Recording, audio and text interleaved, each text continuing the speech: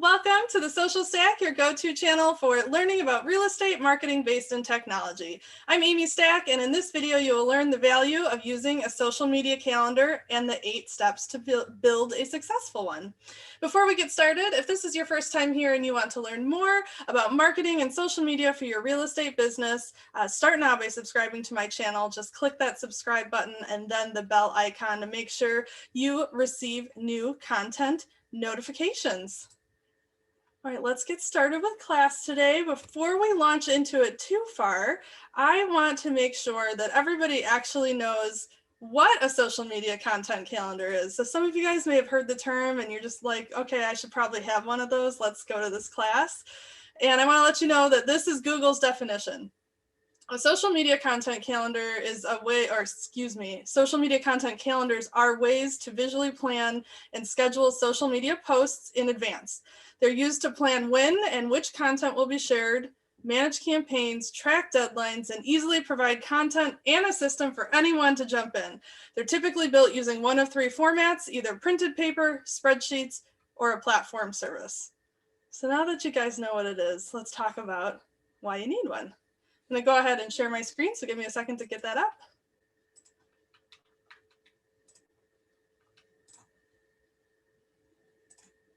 All right, can everybody see that? See some head nods? Perfect. I'm going to open up my chat too, so if you guys have questions, you can pop in the chat as well. All right, so why do you guys think you need a social media content calendar? I can tell you that the first thing is to help you save time. So by saving time and being organized, it's going to just make the whole process a little easier for you. Your social media marketing goals have something in common with all of the other goals in your calendar, is that they take time and effort every day. Not just when you're feeling inspired or at 11 p.m. when everything else is taken care of. I know there's people out there that do that. I feel you identifying with me. Go ahead and write in the chat when you typically start thinking about what to post on social media. Let me know if you time block for that or if it's just like a gut feeling that it's time to work on my social. No matter what, maintaining a social media calendar lets you plan ahead so you can batch your work, avoid multitasking, and jot down all of your creative ideas for later. Basically, it's the best way to make sure you never find yourself desperately scrolling through generic inspirational quotes, hoping to find something, anything to post ever again. And even though you'll be sharing content every day, or maybe even on multiple times a day, it doesn't mean you have to consistently babysit your feeds. The calendar will allow you to schedule these posts ahead of time. Oh, I see in the chat here, we've got a lot of people saying randomly. Somebody said Sunday evening, so once a week, that's great. The day before I want to post, every Friday, randomly. So it looks like we got a slew of different things going on here. So I hope that this will help you guys, make that a little bit smoother process for you. So the second reason to have a social media content calendar is because it will help you post consistently. What a great segue, guys. Whether you're working towards increasing your Instagram likes, YouTube subscribers, or you've implemented social media key performance indicators or KPIs, you guys have probably heard that term before. KPI stands for key performance indicator. The first thing to focus on is actually your post consistency. So there's just no shortcut around it. Some of you guys have been in my other classes that talk about that. So I do have other videos specifically about consistency on my YouTube channel. So feel free to go and check that out too if you want some more tips on that. Somebody said they loved the graphic. I thought that was a fun one. So populating your social media content calendar with posts ahead of time allows you to be consistent, whether it's a slow week or the biggest of your year. You'll just have it already ready to go, and it'll just make it easy to copy and paste when you're time blocked to actually schedule everything. My third reason for you to have a social media content calendar is to make fewer typos and reduce a big risk of big mistakes. So overall, we want to reduce mistakes. Planning your posts ahead of time means that you can build systems right into your workflow. Reviewing the text, fact checking, or even getting approval from bosses or for compliance are all a lot easier when you're working days or weeks in advance. I know we have some individual agents, we've got teams, so everybody's going to have a different hierarchy of who needs to approve posts and stuff. But if you do have to report to somebody, these calendars will help you get the stuff out ahead of time so that you can get that approval in advance. I want you guys to go ahead and put something in the comments about a time that you flubbed on social media. Trust me, we've all done it. I love to see those funny stories. So if somebody's got a funny one, go ahead and post it in the chat box there. All right. My fourth reason for you to use the content calendar is to get more ambitious and grow your strategy. So the world's biggest social media brands are often running multiple campaigns at once. Long-term, medium, and short-term campaigns. Some are paid, some are organic, and that's just their day-to-day posts. So that's, down the road, big game plan there. I just want you to be able to know that that is something that's not out of reach if you want to get to that point. So once you have your schedule nailed down and your creative is freed up to tackle bigger questions, you should, questions like, should you run an Instagram contest, right? Should you be looking for influence partners maybe, or maybe it's time to get your brand on another platform. By having that strategy set in place, that's going to free up your mind to be able to think about those bigger questions to grow your strategy. Whether you're managing a 5-person content team or you're posting your story while you're in between showings, getting your social game to the next level means getting organized first. So if you don't have a plan, you can't grow the plan, right? So that's why it's important to use a calendar. Number 5 is don't miss out on relevant moments. Okay, before we go there, Mary shared a story. I want to read it really quick. She said, I went live on my neighborhood Facebook group from my front porch to share market stats, and my dog would not start barking in the background. I just rolled with it and people found it funny. But seriously, I've been there. So if my dog starts barking today, we'll be on the same page, Mary. So yeah, if you're planning lives ahead of time, then maybe you can go to a different area or move your dog to a different room while you're doing your live, so that stuff doesn't happen. But when it does, it's okay. It does make you more relatable and easy to approach because other people have been through it too. So good story. Thanks for sharing. Okay, so let's get back to not missing out on relevant moments. We don't ever want you guys to forget about Star Wars Day again. Or maybe you want to forget it on purpose. Just know that you're not accidentally missing a big, fun national holiday or, spur of the moment like Coffee Day or something like that. A social media calendar allows you to strategically observe worldwide global moments that are relevant to your brand's audience. So if you're a Star Wars fan, then you don't want to miss Star Wars Day. If you could care less, well, maybe you don't want to post about it. But there's other fun, playful holidays like National Coffee Day. We just had National Cookie Day a couple of weeks ago. So we want to make sure that you're able to touch on those points and get some engagement around them and not miss out. Another thing is with your day-to-day schedule covered, if something topical comes up, like a local Legends home going on the market, you have the creative and logistical bandwidth to then engage with the moment in an on-brand way. You're not trying to figure out all the posts, you're just trying to create one new one in the spur of the moment if something pops up that is relevant to your brand. So you don't want to miss out. My 6th reason for you is to make higher quality content. Do you like my in focus, the little magnifying glass there? That was the best I could do on this one, guys. Social media production values have soared since the early days, and the notion of a single college kid tweeting memes from their mom's basement has gone out the window. Today, it's fairly common for a single social media post to have a whole team of creatives behind it. Now, again, this is big picture. This isn't necessarily every single person, but you can get there someday. So sometimes people will have copywriters, graphic designers, video editors, and photographers all working on one post. And asking your team of hardworking artists to drop everything for an emergency post or story is not going to sit well with them. And it's not even guaranteed to earn engagement. Sometimes it feels just slapped together or pushy. So that's another important reason to plan ahead of time. A social media calendar is going to help you designate your assets, both people and tech, whether it's your brain, your technology, or you have a team that you're working with. It's going to help them designate them effectively so that you have space to do your best work. And then a long-term vision means you're putting out a consistent brand. So again, we're going back to consistency with this. You want to be projecting that consistent voice, sharing consistent content, and supporting those marketing goals that you've already set in place for yourself. You guys noticing a theme here?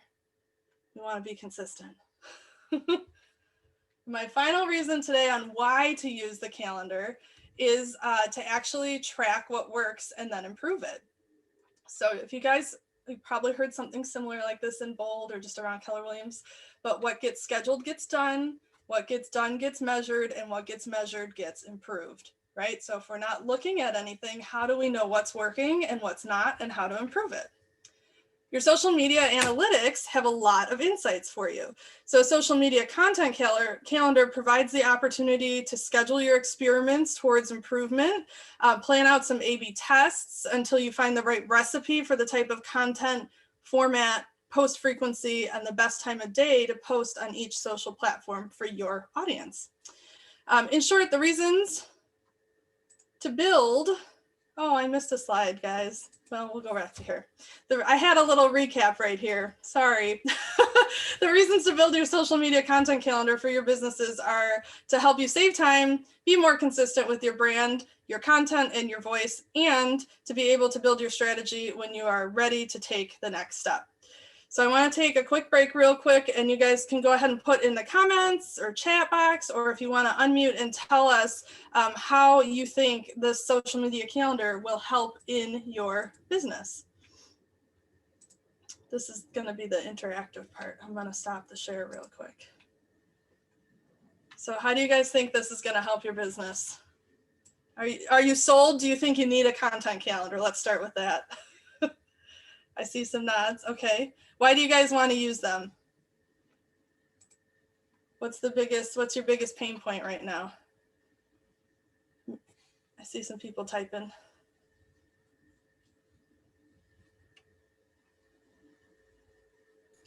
Content, I think, is a big pain point. Content, so coming up with the content? Yes. Okay, coming up with content. Somebody said have a game plan and be consistent. Yep, that's definitely going to help. And that actually goes right with content. If you're planning ahead, you know what content to be on the lookout for, right? So you can be out on showings or going to meet an inspector or whatever, just be around town. And you can be taking pictures. If you're just have some downtime and you're reading articles, you can save all of that stuff so that you have a library of content to pull from when you sit down and schedule your posts. Another one, we got another content and continuity. 2021 track growth versus social media. That's a great one. So you want to be able to actually look back on your analytics and see what you've done and see if your social media is improving. And I'm guessing, Carol, you also want to see if you're seeing that reflected in your business as well. So those are all really good reasons to be using your social media content calendars. You guys ready to dig into some topics on how to actually get them going? Okay, perfect. Oh, one more came in. To pillar content and create around it. And then social media is a way to capture a new audience. Mary, that's a great point. You can absolutely capture a new audience, but if you're not ever going back, checking your analytics, you don't know if it's working or how to curtail your posts to get new people, new eyes on your content as well. So that's a really good point too. All right, let me go ahead and share my screen again. Okay, so we're gonna move on to the build part. I see I labeled it ever so nicely for you. To the build part of your social media content calendar. So I actually have 8 tips for you when it comes to building them. One is going to be to actually audit all of your accounts before you start building one. So the first thing you need to do is go through all of your social networks and your current content. I want you to guys, let me turn my chat back on. I want you guys to go ahead and put in the chat. Let me know how many platforms you're currently on for your business. And if you're not on any, that's fine. If you're on 10, that's fine too. I just want to kind of get a feel for what everybody's got going out there. But no matter what, developing a clear picture of your current social media efforts will let you identify areas for improvement and opportunities for new efforts. So an audit is key to fine-tuning your strategy. You need to go through this step first. I want you to schedule some dedicated time to go through all of your current social assets, and then you'll be able to tackle your updated social media strategy with the best information possible. The information that's unique to your audience, your accounts, and your brand. So I actually have an audit template I'm going to share with you at the end of class. But before that, I have this link I'm putting in the chat right now, and it is going to help you identify what audiences are on which platforms. Okay, so after you do your audit, you want to actually kind of choose what platforms are going to be best for you. So that's where I'm going to put this link in here. So I want you guys to copy that link and save it in your browser, your email, your notes, wherever you can. So it's just a Google Drive link that I put together with some links that actually Hootsuite put together a really nice outline of information for different platforms. So I thought that would be a great resource for you. So after you schedule that time to look at all of your accounts, you want to check out to see if there's any imposter accounts out there, if everything's updated, if you have any outdated profiles, you need to update that. You want to check your security and passwords, make sure you can get into everything, that nobody's hacked into any accounts. Make sure that you're setting your goals and KPIs for all of your accounts, that your audience, check out who your audience is on those accounts so you can actually go into the analytics of the different platforms and see who's interacting with your posts and what their demographics are. You want to know who's responsible for what on your team. If you are a team, obviously if you're running it yourself, then that's an easy answer. But if you've got multiple people that you're working with, you need to clearly outline who's responsible for what, whether you're dividing it up by platform or you're dividing it up by, one person's taking care of all the copy and the pictures and somebody else is actually doing all the scheduling. You want to make sure that you have room for opportunity. So such as, I should say that a little differently. You want to make sure that you're checking for your room for opportunity. So if you have any gaps or underwhelming results, you want to know that going into building your calendar so you know what you want to start editing to make sure that you have better results next year. So again, outlining your KPIs. So whatever metrics you want to be measuring, you want to be able to have that in writing so everybody's on the same page. And then you want, based on all of your audit stuff, you want to go ahead and choose the social channels that are going to be best for your business. So that's where that link I put in the chat is going to come in handy for you, because in the hustle and bustle of your daily schedule, it's going to take purposeful effort to find the time to stay on top of the news stories in tech. Like, should your brand care about Instagram Reels, and is your audience even on TikTok? Because if they're not, then why spend the time there? So this is why you should take the time to make sure you are clear on each social media platform's user demographics and review the best practices for business strategies on them as well. And again, that link that I put in the chat will help you identify some of that information. And I don't know if you guys heard the news today, but it just passed that Facebook has to sell off Instagram and the WhatsApp program that they own, or platform that they own. I don't know that it's going to happen anytime soon, but it was just passed. The government told them they had to break up. So we'll see how that changes things too. I don't want you guys to get overwhelmed. You don't have to dive in deep to all of this all at once. I just want you to have access to that link so that you have the ability to get those professional reading breaks, I guess, every now and then when you have time to dig in and open your brain to the different platform statistics. Okay. Like I said, at the end, I have a couple templates I'm going to share with you. So I will put those in the chat as well. So like I said, you want to do your audit and then you want to purposefully choose your channels. So the third step to building your calendar is actually to decide what data needs to be tracked. So as you figure out what your calendar is going to look like, you want to map out what information and functionality you need it to provide you. So maybe you're starting simple, in which case just, a simple spreadsheet will work for you. But if you're managing a developed team with a bunch of different accounts, then you're going to need something that tells you who's doing what, when it's done, when it's approved, all of that kind of stuff. So again, depending on where you are with your marketing team, the way your calendar looks is going to vary a little bit. But for starting basic, I'm going to suggest that you start with a few of these things. So if you guys have a pen and paper, you're taking notes on the computer, this is the time to write these down. I think, in my opinion, all good social media content calendars include a list of what platform everything is being posted to, the date and time, and even the time zone if you're looking at different areas. I know some of you guys are dual licensed in multiple states. So platform, date and time. You want to include your copy on there. So what information you're actually typing in to the different platforms. Your visuals, so photos, videos, illustrations, if you're doing infographics, stuff like that. Now, those visuals, they can just be a written cue to what that is. It can be a link to a Google Drive or something with a file in it, just something that makes sense for you so that you know exactly what goes with that post. And then if appropriate, you want to have links to assets. So like I said, Google Drive is one example of that. However, if you're posting articles and you're sharing an article, you need that link to be able to just copy and paste right into your post. And then the last thing that I like to suggest is a link to the actual published post if you are using your calendar to go back and check all of the posts. So that's a good tip too. Not everybody does that, and you'll learn what works best for you as you start using your calendar. And then remember, you can also add more advanced details that you might potentially find helpful. You can always drop them off the calendar if you find that it's too much, it's too overwhelming. But some of those things could be if you're using a platform specific format, if you're doing geographic targeting, if you're tracking paid versus organic, those are things that could be added to that calendar as well. For those of you on teams, do you need approval? That should be tracked on there.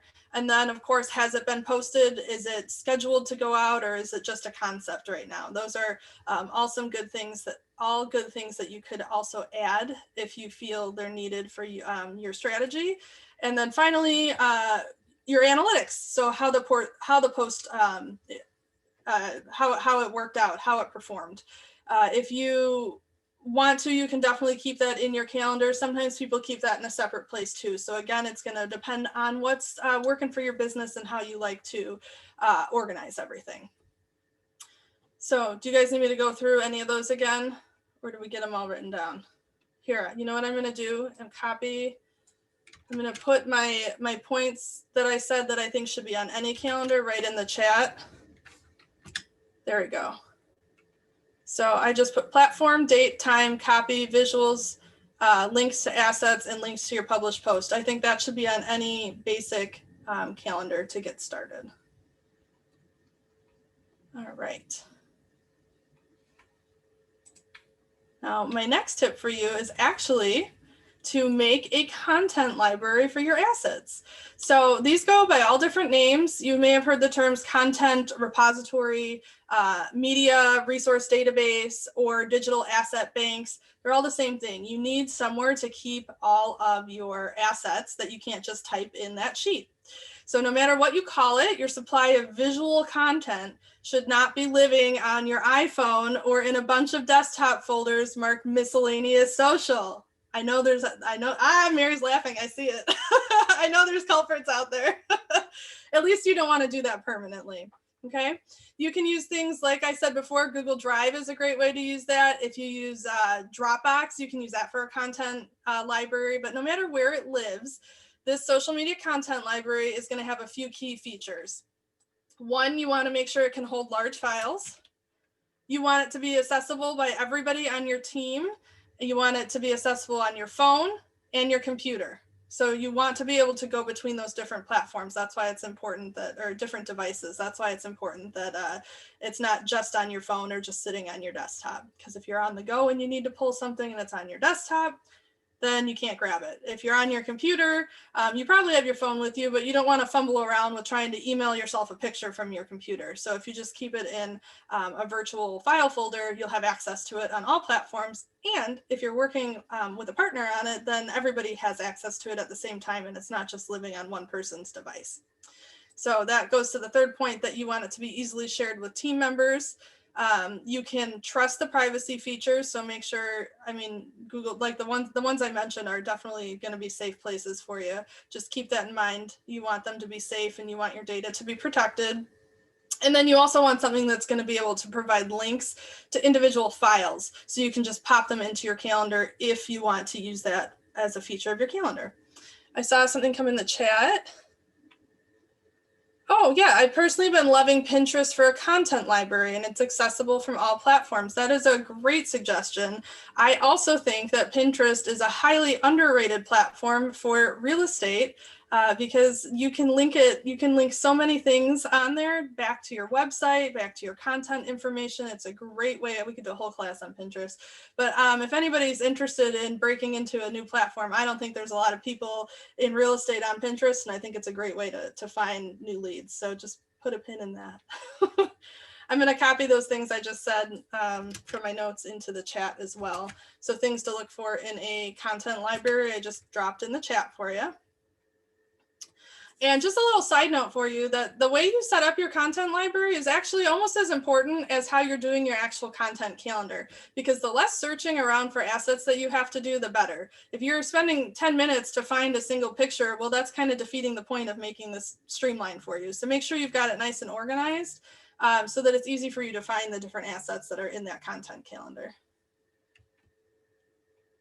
All right, Mary just remembered she had Pinterest. Okay, my fifth tip for you in building your calendar is to establish your workflow and create your layout. Once you've gathered all the information that you've needed, it's time to actually lay out your daily, weekly, and monthly social media plan. So we're getting really into the thick of it now. I want you to think about how often you want to post on each channel, and go ahead and use those Hootsuite links that I gave you to see what's good for different platforms. So think about how often you want to post on each channel, the best time to post on each channel, and you'll be able to figure this out from your analytics. So if you really haven't done much yet, that's okay. Just start posting and make sure you're going back and tracking your analytics and seeing when people are engaging, and then just curb the time you post based on when people are on and interacting with you. Then I want you to I want your content ratio. I want you to work on your content ratio. Sorry, I had to get my thoughts collected there. I want you to work on your content ratio so that you have a good mix of personal and business and fun posts and educational posts. And a good starting point I have for you, if you're not really sure where to start, is the rule of thirds. So a lot of times we hear about 80-20, which is great. Yes, you definitely want it to be like 80 fun, 20 business, because you want it to be fun, ask, share, ask, right? But a good way, content-wise, to think about it is you want to do a third of your post to promote your business, to help convert readers and to generate profits. And you want a third of your posts to be ideas from influencers in your industry or other like-minded businesses. And then a third of your posts to be personal stories. So that third that's about, industry influencers, that could be posts from lenders or attorneys. That could be trends that are going on in the market. And then obviously your personal stories, that's about you out in the field, you with your family. If you're a dog person and you're out walking around town and you find something cool that you want to share with the locals, share that. Check out I have How to Beat the Facebook Algorithms as a video on my channel as well. There's some really good tips on how to make sure that you're sharing good content there and giving you some content ideas as well. So that's How to Beat the Social Media Algorithms, and that's on my YouTube channel as well. All right. My next tip for you is to start crafting your posts. So that's the next part of your calendar, is actually to start crafting them. So you're probably like full of all kinds of ideas right now. So I want you to take some time to go through all that old miscellaneous social folder posts and start pulling together some stuff that you want to start creating around those pieces of content that you already have. As you work, I want you to evaluate how your calendar feels. If it's too much and a lot to handle, like this is your actual calendar that you're mapping out, whether it's on a spreadsheet or a piece of paper, whatever you're doing, just feel it. Does it seem like it's too cumbersome? Does it feel like there's not enough information in it? Decide if you need to dial it back, if it's great, or if you need to build it up a little more. It's like a Goldilocks situation here. So then if you are, like I said, you just figure out if it seems too much or not enough, and make sure that you're not missing anything that you feel like you're going to want to come back and use later. And then when you're done with that layout and you feel like you've got a good feel you think you've got a good hold on it, go ahead and get some feedback. So the last step, I guess second to last step, is to go ahead and review your calendar with a trusted partner and get some feedback on it. So when you're building your social media calendar, it's important to invite feedback from trusted sources. Now that could be, if you have a marketing team, of course you want them to be in on this. But if you're a solo agent, you have other friends out there that are agents too, or it could be people in other businesses that are good at social media. Have them take a look at your calendar and give some feedback. Once you've laid that foundation out, that's your social media blueprint. It's time to go reveal your work to the world. So you want your calendar to be easy to understand and use. So sharing it with somebody else is really going to give some fresh eyes on it. And if they're confused, then chances are, if you need somebody to help you out later, they'll also be confused. So send an invite around to a few people that you think would be able to help you if you're out of town or in a pinch, and it might be running the content for you. Or like I said, if you have a marketing team, of course, share it with them as well. Chances are somebody's going to find a gap, and that's okay. You can get ahead of any issues because you've had them look at it already. So things to consider, especially if you're working with a team, is, does everybody have the passwords that they need? Does the calendar clearly convey your brand and mission? Does everyone know how to find, download, and upload the correct graphics? And if not, can they figure it out easily? So if you are using a spreadsheet, you could just have a column with some instructions in it, if that would be helpful. But at the end of this step, you should have an airtight document that even the newest team member could understand, because you don't want to have to retrain this every time you've got a new person working with you. You want everything to be on that calendar and easy to understand, so somebody could just pick up and run with it. So are you ready for the last step? It's time to start publishing or scheduling, depending on how you're doing your social. So by now, your social media calendar should be up and ready to run. And as you start publishing consistently, you may realize that it's still taking a lot of time to sit down and manually publish your posts. So this is especially true if you're working with some high volume feeds. I want you to consider using a social media scheduler platform to allow you to post ahead of time in bulk. So if you're not doing that already, it's a great thing to consider. Some platforms, you can do it right through the platform. Depending on how many you're doing and what types of posts you're doing, you might want to consider opting into a third-party scheduler. Some of the social media content calendar apps and tools that can help in the planning and execution process are Google Sheets, like I mentioned, within Google. Trello or Monday.com are good platforms for scheduling as well. With Trello, you can get a free, like a basic package for free. Monday.com is a paid account. And then, of course, there's tons of social media schedulers out there. I use Buffer. Lately, I'm forgetting my Instagram one. Later.com is the Instagram one if you use Instagram a lot. Hootsuite, there's a whole bunch of them out there. So you can just do a Google search, and it's really going to depend, which platform you use will depend on which scheduling platform is really going to depend on which platforms you're actually posting on, because they all have different features and work with different companies. And then you guys can actually do Facebook scheduled posts right through command. I don't know if you guys were aware of that, but you can schedule posts right through command, which is nice because you can pull in your design assets right from the Designs applet, and you don't even have to download and upload anything. And they give you copy suggestions right there too sometimes. So really, there's probably about as many different social media content calendar tools as there are social media managers out there. So if you're ready to get started, just take a look at that Google Sheets template that I'm going to put in the Dropbox. I'm going to put in the chat right now, and I will link it in the description of the video when I post it as well. So here we go. I'm going to put a couple of links in here right now. The first one is a link to a Google Sheet that you can use to do your audit. And the second one is actually a template, just a basic template inside, again, Google Sheets that you can use as a starting point. So feel free to change it and make it your own. I just thought it would be helpful to have something to get started with.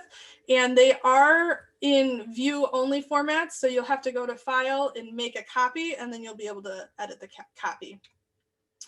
But let's see, the template that I put in there, the actual calendar template, it makes space for the four big major platforms and focuses on a weekly scale.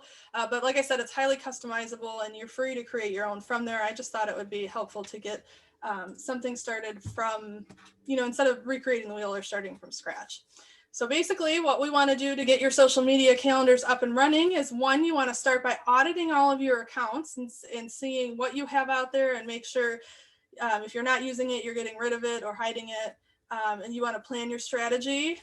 Then you want to start posting your content. And then of course you want to review and repeat. So it's really important to look at those analytics and see what's performing well and what's not, and nix the stuff that's not working and keep doing the stuff that is. So now we're at another great point. I'm going to stop the share and open it up for questions. What do you guys think? I threw a lot of information at you. I know there's questions out there. I see lots of wheels spinning, I can tell. And if we need to review anything, I'm happy to go back and talk about anything we dig in more, review any of the content. If not, I'll just let you go and you guys get some time back today. I'm not sure. Can you hear me? I will testify. Okay. So with the previous brokerage, I think I paid for a Facebook real estate program. I'll bet you I paid maybe over $1,000 in a year. Okay. Got nothing from it. And one of the other things I didn't like about it, it was not personal or local content, that kind of thing. Yeah, Kathy, that's a great point. But by doing that, the worst thing about it was I just paid for it and forgot about it and didn't work it. Okay, bad mistake. So then I did do another one, which was much more affordable and much more real estate contact.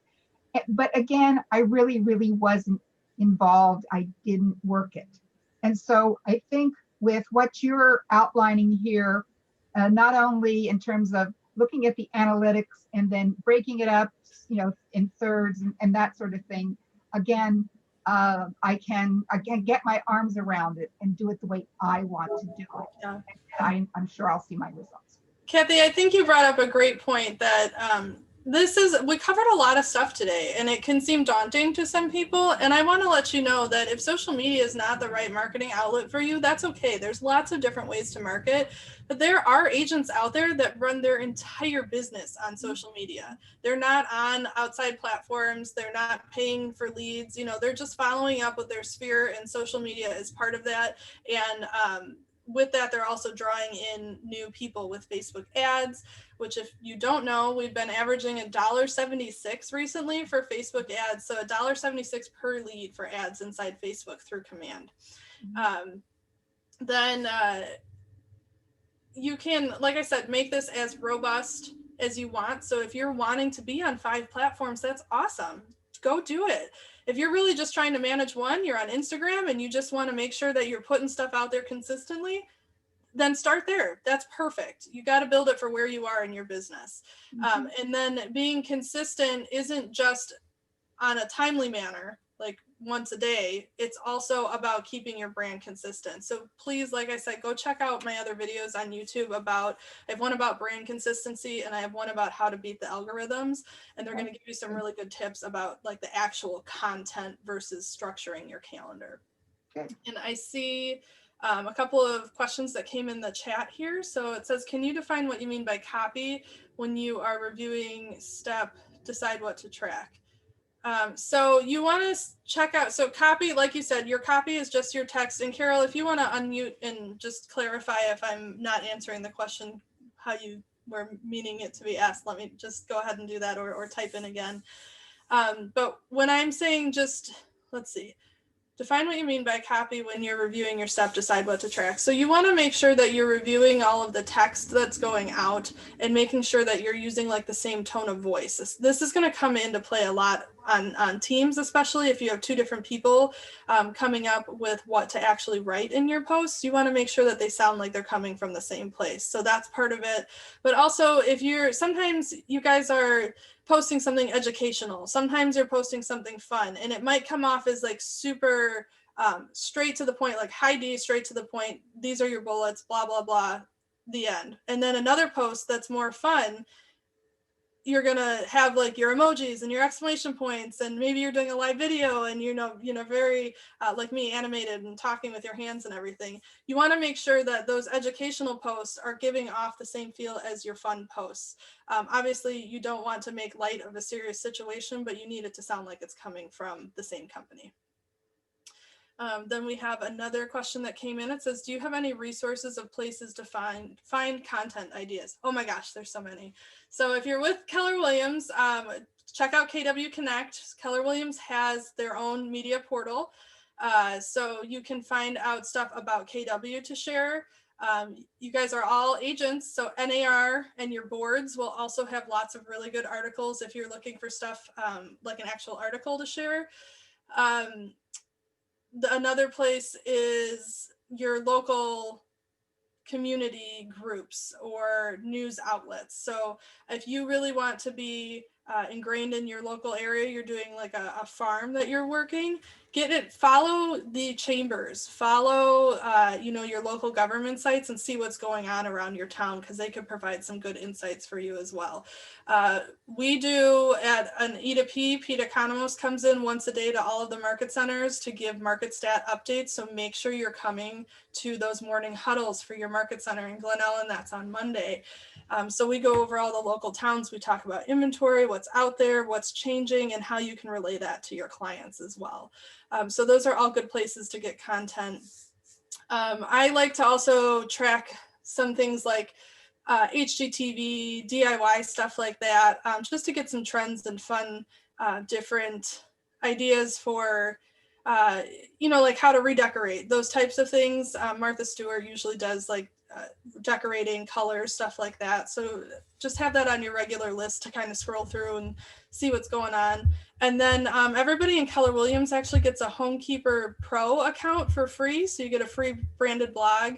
And you can auto post to Facebook with it. But I find most people don't like to do the auto posting. They like to choose which articles they want to share. But if you're with KW, you do get that account for free. So I'm just going to type that link in the chat real quick. So if you aren't already using it, homekeeper.com/KW, you can sign up for your free pro account, and you can actually, oh, I'm sorry, I just typed it to one person. Lori, you're the special guest of the day. Okay, there, I put it in the chat for everybody. You can actually link in your vendors if you want to as well and have them listed on that Homekeeper site for you. All right, any other questions? Yes, Amy, I have a question. This is Nicole. Hi. So hi, how are you? So I have a question, like when you're posting content and you're grabbing it from different sources, is there like any type of information where we can find like how we need to tag that source so that we're not copyrighting? So if you're sharing an article, the article is going to say who's providing the information, who wrote it, stuff like that. If you are actually doing a share, like you're on Facebook or Instagram, or even on Twitter, you can share other people's posts. It will say who it was. The place where you need to worry about that or think about that is if you're like copying and pasting information. You just don't want to plagiarize. You can take somebody's idea and recreate it and put it in your own words, and that's not a problem at all. But if you see a post that you really like and you're like, I love this exactly as it is, you can do something like saying, I saw this on, the NAR website, or, just put credit in there, or, my friend shared this, if it's somebody that doesn't necessarily want to be identified, but you still want to give them credit. So, yeah, just like, in school when you can't plagiarize. Not that you can't do it on social media, but it's good practice not to, right? No. And obviously, if you're doing quotes or anything, you want to put the author of the quote in there. Thank you. Of course. Anything else I can help you guys out with? We're quiet today. Who's got some holiday post ideas? No? You guys know why should people, here's a good one for you. Come up with a list of, first of all, people love lists, right? Keep it bullet pointed, short, and concise so that it's easy to read through, right? Come up with some reasons why it's good to list now. People are saying, yeah, I'm going to move, but I want to move in the spring. Well, what's the benefit of listing now? That's a great post. There's tons of articles out there you could link to, but you could also just write a few bullet points and post it yourself. What is everybody using to generate their graphics right now? Are you making them yourself? Are you buying them? Do you pay somebody? What platforms do you use for that? Canva. So Canva and Command have a ton of, obviously commands are all real estate related. Canva does have some free real estate templates. There's a Facebook group out there called something like Canva for real estate agents or something around that name. And the people share ideas. People even share templates in there. So if you are using Canva, that's a good resource for you. Word swag. Ooh, I like that. Unfold, Canva. Oh, you guys, here's a good tip for you. Stock photos. I know a lot of people have spent a lot of time going around on like Google trying to hunt down some images. I'm going to type a couple places to get stock photos in the chat. So there's one called Unsplash. I mean, there's tons out there, but these are the ones that I use a lot. I use Unsplash and I use Pixabay. So I just put those in the chat. Those are some really good ones for free stock photos. And you can search for, vertical, horizontal. You can search by color if you want to keep with the same color theme across your images. Oh, that's a good idea. Somebody said do a scared Santa photo with the tagline, "Don't be afraid to sell your home during the holidays." I love that. I love puns. So, candy cane, you believe, right? Like, can you believe, that the year's almost over, stuff like that. If you go on Pinterest or Google and just search real estate holiday client appreciation or something like that, you'll find tons of ideas. Pinterest is a great place to find inspiration for all types of different marketing pieces. All right. Well, you guys are quiet today, but if you have anything else, I'm happy to answer your questions. Otherwise, we'll be back next week. I was just going to do Q&A next week, but it doesn't seem like there's a lot of Q's this week. I have a quick question for you. In the template that you shared for the social media calendar, it says evergreen blog post. Oh yeah, good. Okay, good question. So evergreen content is, I'm guessing, I didn't let you finish your question. Were you just asking what evergreen was? Yeah, I just was wondering, what is that? Is there a blog out there I don't know about? No, so whenever you see that term evergreen, when you're talking about marketing, it's like an evergreen tree, right? It's always green. It's always fresh. It's something that you can recycle and reuse over and over.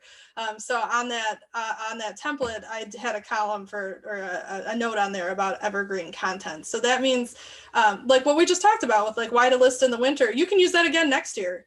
You can maybe do some new graphics and use the same idea and use it again. It's totally fine. That's always going to be relevant. So that's what evergreen means. So it's good to have some evergreen content, especially if you're doing stuff on, like if you're doing YouTube videos, you don't want it to all be the current market stats right now, because a year from now, nobody's going to be looking for that. They want today's stats, not last year's stats. Okay. If you're doing, Thank you for explaining tips, that. Yeah, of course. Some other good evergreen ideas are, like first-time homebuyer stuff. If you have whatever your niche is, if you work with like VA, if you work with seniors, if you have, if you're ePro, if you're green, whatever your niche is, do some content on that. And you can do posts, you can do videos, all that kind of stuff. That's all going to be evergreen, and that stuff that you can recycle and reuse. And if you are doing YouTube, you can make a video and then you can write a blog article about it, and then you can snip it down and just do a little bullet point with a graphic, so you can get a whole bunch of different posts out of one piece of content. Yeah, great question. All right. Well, unless there's any other questions, I guess I'll let you guys go for the day. I know we still have a bunch of people on, so don't be shy. Unmute, put your questions in the chat. I'm just getting some thank yous in the chat. My pleasure. I'm I always have happy another to. question for Yeah. you about your take on sharing things to like your Instagram and Facebook story Mhm. versus doing like an actual post about things. Yeah. And where you feel the value is in that and how to properly use them. Yeah, so what I found over, since all the stories and stuff came out is that the stories are a really good place to post things that are kind of like behind the scenes and not crafted, just kind of spur of the moment type of stuff. Now, that doesn't mean you should never put something crafted in there, especially if you're doing some sort of promotion, or, like a lot of people are doing the reverse bold 100s right now, or like call in to get something. That's good to put in the stories too. Just keep in mind, anything you put in your story is only there for 24 hours unless somebody, screenshots it or something. So if you have content that you want to stick around and have people be able to see, make sure that's going on your main feed. And then the stories are just short time things. How do you feel about double posting where you put it in your story and on your Facebook like business page or whatever, if you do want it to hang around, like you want to grab them from the story, but then it is something that you want to have hang around? So I do that every now and then. Of course, you don't want to do it for every post, but there are going to be times that you want to get some extra eyes on it. So you're putting it into your stories. Because remember, even though we're on Instagram or we're on Facebook, different clients are some people just look at the stories. Some people just look at the posts. So it doesn't hurt to have it up in both places, but I wouldn't do it on every single post. Just the big important stuff that you want to get noticed. One tip that I received from my niece, who's 24, is that her age group, it's all about the stories because their attention span is about this big. So that was one tip that she shared with me, is that I should use that more often. So I was interested to hear what your take was. Yeah, she's 100% right. Definitely the younger demographics are on the short snippets of everything, versus, boomers really like to read it. They like to see it all laid out. They love the links to the articles, all that type of stuff. So that's why it's so important to figure out who your target audience is before you make your marketing plan, because you want to pick your platforms and how you're posting based on your target audience so you can meet them where they are. You don't want to try to drag them into something new. You need to go where they are. Yeah, good question. I have a marketing question. Yeah. I know that Command, you can use the emails to do the campaigns and send out, regular stuff. Yeah. Do they also do, like, if I decide to farm my neighborhood, would they also do the print? You can do print postcards through Command. Yes. Through Command? Mm-hmm. Okay. Yep. You can do two things with that. And I also have a whole class just on the direct mail campaigns through Command on my YouTube channel. You can target like a circle prospecting. So you can have a listing.